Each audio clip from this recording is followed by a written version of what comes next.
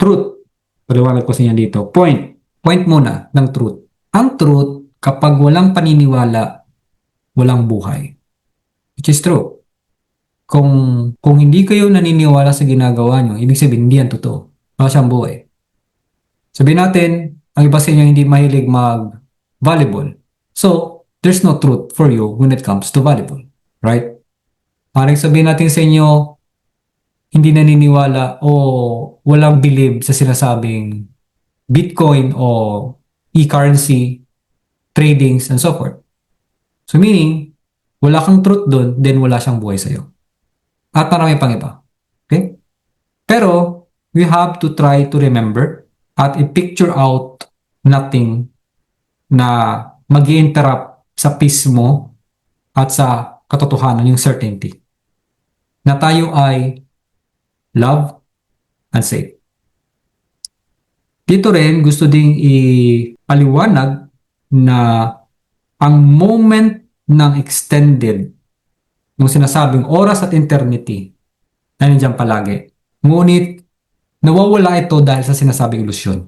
Kung wala lang ilusyon, walang takot, walang duda, at walang pang-atake. Dahil ang truth, once nalaman nyo ang talagang sinasabing truth, like nung pinapaliwanag ni Sir Richie, at ng iba pa, pag nalaman nyo ang truth, lahat ng pain ay tapos na. There is no room. Wala nang lugar. Yung mga doubt nyo, takot nyo, atake nyo, o kung ano man sasabihin nyo sa ibang tao, because you already find out the truth. Lahat ng mga parang pamatay na ideas o negative na sasabihin sa iyo ay wala nang kwenta. Because you know the truth. So ano bang truth? Ang totoong truth talaga, marami kasing sinasabing truth eh. Yeah, talaga. Truth sa pera, truth sa ginagawa mo right now sa real estate, may truth sa painting, may truth sa Muji na tinatrabahoan ko, may truth sa restaurant, may truth sa DPWH, ganun din, no? May truth sa government. Iba-iba yung mga truth nila. Pero ang totoong truth na sinasabi, hindi sa yung tipong pupunta and then biglang mawawala. Alam mo yung may truth ka tapos biglang, oh, nandyan, and then bukas makalawa, hindi na siya truth. Umaalis. Yun, nadidisappear. Nagbabago. Hindi yun yung truth. Okay? Hindi nag-shift ang truth. Hindi siya nagka-come and go. Tapos go and come again. Hindi yun yung truth. Ang truth na sinasabi will stay exactly as it always was.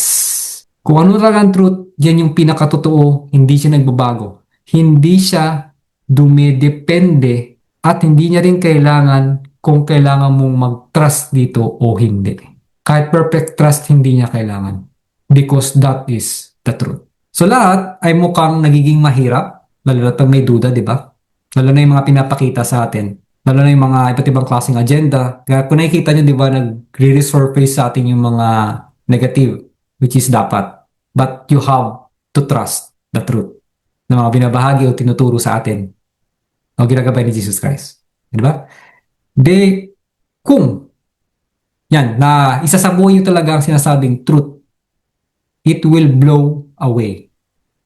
Tatanggalin yung mga talagang ilusyon na pumapasok sa buhay natin at ang truth will correct the errors ng ating isipan. Once again, ang truth, hindi niya kailangan ng depensa. Di ba? You don't need the defense for the truth. Ngayon, ang truth, hindi niya rin kailangan ng atake. The truth doesn't need an attack. Kahit bigyan ka pa ng illusion ng mga tao o kahit anong klase, alam mo yung truth, may illusion na binigay sa'yo, tapos yung truth na yan, mag-stand yan bilang beyond dun sa illusion na yon. Tapos, pinapaliwanag dito na kung merong truth na illusion na nagbumukang truth sa'yo, pag nakaharap niya ang totoong truth talaga, malalagpasan niya yon. So, once nalagpasan niya yon, saka mo makikita pang pinaka-truth. Di ba maraming sasabihin sa'yo na, oh, totoo talagang sinasabi ko, gento, ganun. Eh, aware na aware ka sa truth. Talagang pinaka-truth na sinasabi. And then hanggang sa na-realize niya, oo nga na. Parang ganung question, mahal mo ba ang Diyos? Oo. Paano mo na naging mahal ang Diyos, hindi mo siya nakikita? So what's the truth? Paano mo masasabing mahal mo ang isang Diyos? What is the truth? Ano ang pinaka-truth doon? Ang truth, once again, hindi nagbabago, hindi pupunta at mawawala as is siya. Fix ang sinasabing totoong katotohanan at ang truth, hindi siya nagtatago.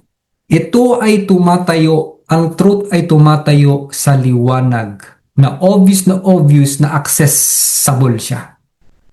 Napaka-imposible sa isang tao na hindi makita ang truth. Kasi nasa liwanag siya eh. Maliban na lang kung nagtatago ka sa dilim. Hindi mo nga makikita kasi nababalutan ka ng dilim. Now, big point. Aware naman po kayo. We are not the mind. We are not the body. Hindi po tayo ginawa sa flesh and bone. Hindi po tayo ginawa as this lang. Kundi gawa tayo sa katulad ng may kapal. Kung anong ginawa niya sa isip niya, ganun din meron sa atin. The only difference is we have this body of flesh that we have. Yung gift na meron sa kanya, binigay niya rin sa atin. Siya ang nagmumukhang kapatid natin or tatay natin.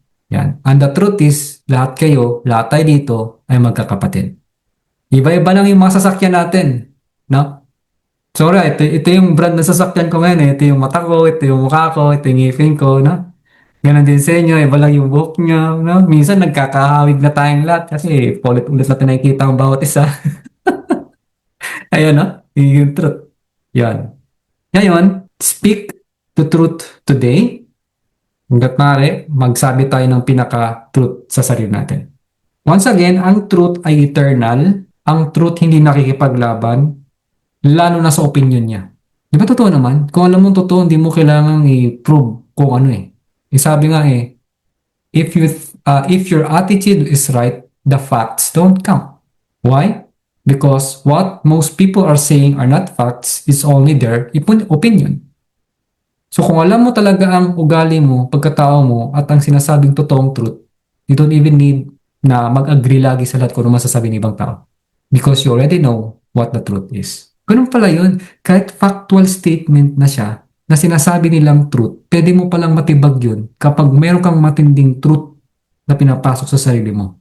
Kahit baluktot yan. Mababaluktot at kaya mong iikot yan kapag malakas ang isip mo pagdating dun sa pinangahawakan mong truth.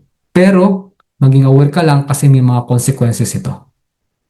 Lalo na kapag ang truth mo ay nakakasakit, nakakainis, o nakakabigat ng puso. Ang truth, whether or not na naniniwala ka, truth siya. Nandyan siya. Ang truth, hindi nakikipag-argue, nakikipagtalo sa iba. Hindi yun yung trabaho ni truth. Ang truth, hindi niya rin kailangan na didepensahan mo siya. Parang tulad daw ng isang lion, na alam mo ang lion pag umupo dyan, pag inatake mo, alam mo kung anong gagawin ng lion. Ang lion kasi, nakaupo lang dyan, ng tahimik, at alam mo kailangan mo siyang respetuhin. Kung sino man ang loko-lokong matake sa kanya, you know what the lion will do. So, point. Relax today and trust. Maniwala. Maniwala kayo sa guidance. Yan yung sinasabing truth. Yung guidance meron kayo.